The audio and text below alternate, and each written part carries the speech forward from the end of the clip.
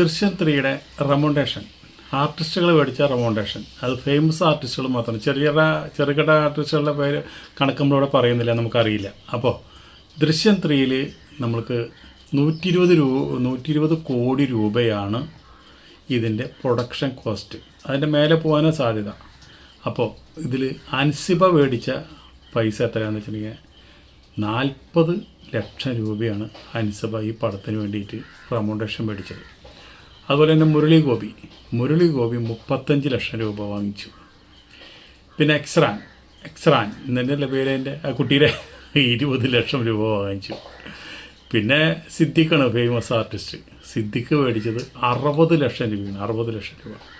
ആശാശരത്തിന് ഒരു ഡയലോഗ് പോലും ഇല്ലാണ്ട് അവസാനം 1-2 സീനിൽ മാത്രം വരുന്നതിന് ആശാശരത്തിന് 20 ലക്ഷം രൂപ കൊടുത്തു.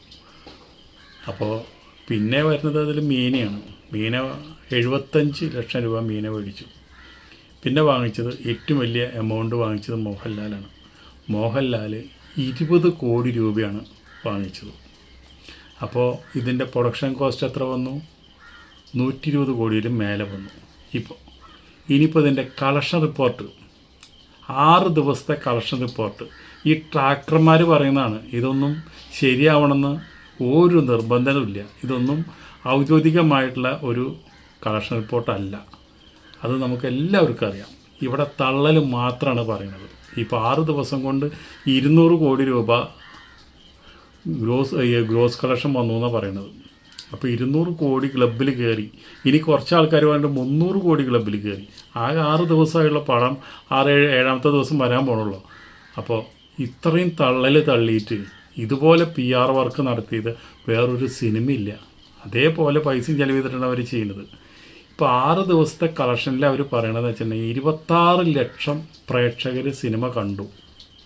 അതിൽ 6 ദിവസം കൊണ്ട് നമുക്ക് ഗ്രോസ് കളക്ഷൻ 38 ലക്ഷം കോടി രൂപയാണ് കേരളത്തിൽ നിന്ന് കളക്ട് ചെയ്തത്. ഈ 38 കോടി രൂപ നമ്മുടെ ആന്റണി പെരുമ്പാവൂരിൻ്റെ പോക്കറ്റ് വീഴില്ല കേട്ടോ. അതിൽ ഡിസ്ട്രിബ്യൂഷൻ ഷെയർ വരുന്നത് 20 കോടി രൂപ മാത്രമേ. 38 കോടി രൂപ ഗ്രോസ് കളക്ഷൻ വന്നു. അതിൻ്റെ GSTയും ടാക്സും കാര്യങ്ങളൊക്കെ കൊടുത്തു വരുമ്പോൾ നമ്മുടെ പെരുമ്പാവൂരിൻ്റെ പോക്കറ്റിൽ വീഴുന്നത് 20 കോടി രൂപ വരും. തെലുങ്കിൽ പടം റിലീസ് ചെയ്തിട്ടുണ്ട്. തെലുങ്കിൽ അവിടെ ആകെ വന്ന് നോക്കുന്നത് 6 ദിവസം കൊണ്ട് വന്ന് നോക്കുന്നത് 6.5 കോടി രൂപയാണ് വന്ന് നോക്കുന്നത്. അപ്പോൾ പിന്നെ ആന്ധ്രാപ്രദേശിൽ വളരെ കുറവാണ് വന്ന് നോക്കുള്ളൂ.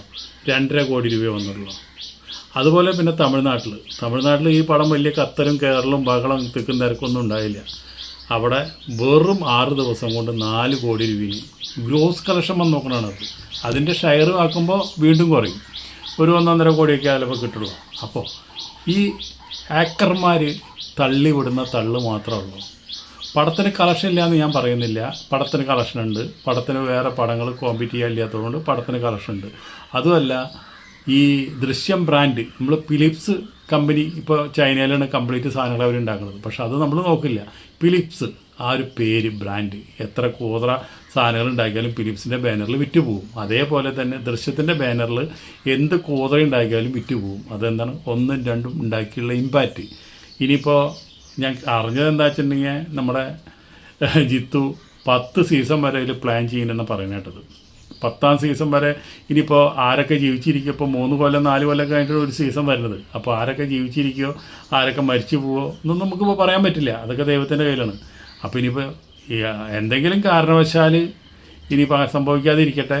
ജിത്തു ജോസഫിൻ്റെ കാലശേഷം ചിലപ്പോൾ ജിത്തു ജോസഫിൻ്റെ മകനായിരിക്കാം. മകനുണ്ടോ ഇല്ലയെന്ന് എനിക്കറിയില്ല. ആളായിരിക്കും അത് ഏറ്റെടുത്ത്, അല്ലെങ്കിൽ ആരെങ്കിലും ബന്ധുക്കാരായിരിക്കാം അത് ഏറ്റെടുത്ത് നടത്തുന്നത്.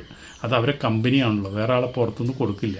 അതുപോലെ ഇപ്പോൾ മോഹൻലാലിപ്പോൾ കാലം കഴിഞ്ഞ് കഴിഞ്ഞാൽ ആ ഒരു ജോർജ് കുട്ടിയായിട്ട് വരുന്നത് ചിലപ്പോൾ മോഹൻലാലിൻ്റെ മകനായിരിക്കാം.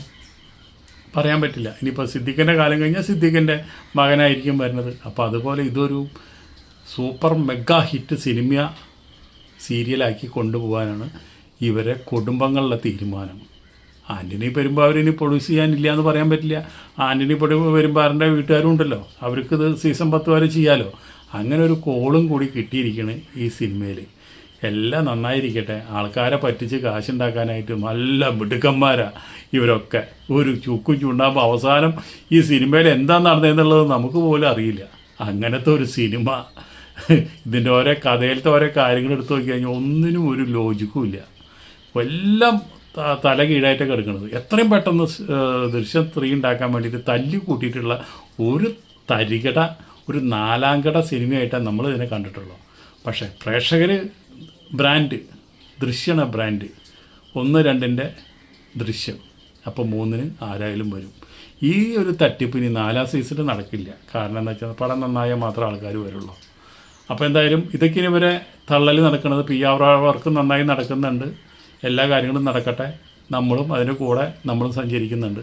അടുത്ത വീഡിയോയിൽ കാണാം.